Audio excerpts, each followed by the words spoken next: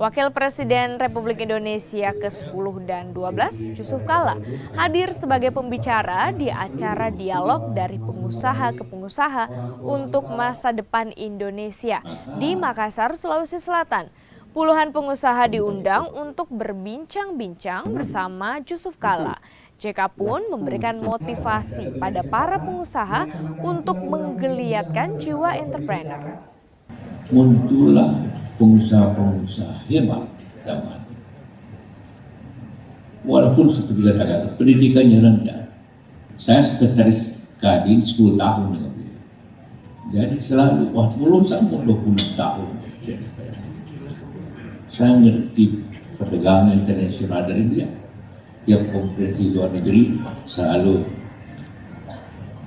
minta saya ikut dengan dia, mengajar.